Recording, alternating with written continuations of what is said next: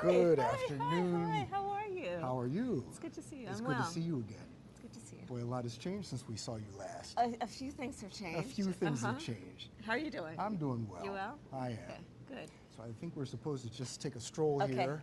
Okay. And so tell me, this must feel to you like an especially perilous time for the U.S. and for the world. It must. I think the stakes couldn't be higher in this election cycle.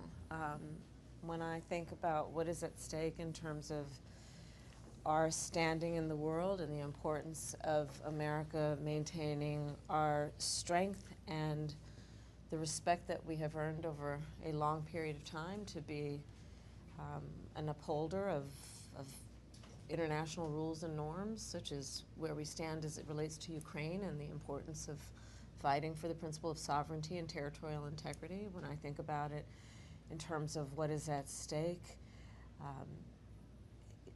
in terms of the sacred obligation that we have to uphold an oath to support the Constitution of the United States and all it stands for.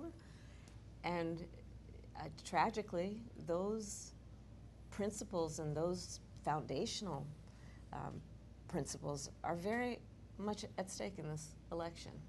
When you look at the contrast that we have here, where you have the former president who has refused to honor the will of the people in a free and fair election, and it's still, where you have someone who has openly been willing to neglect our allies and the responsibility we have to our allies around the world. When you think about it in the context of the former president who has openly said he'll be a dictator on day one. So yes, there are some very fundamental issues that are at stake right now that, and the consequence of this election, I think, is a very serious matter. Are you hearing from the voters, the people you're seeing on the campaign trail? Are they expressing similar concerns? Yes, very much. And what do you tell them? What do you tell the voters? What do you tell our allies? So, for example, we're here today in Wisconsin, and I think I've been here now well over a dozen times since I've been vice president.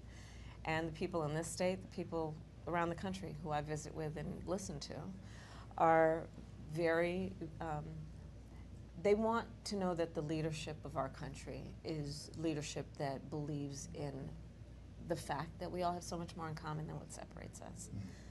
They want and yearn for the belief that we are fighting for the future and not trying to turn the page backward.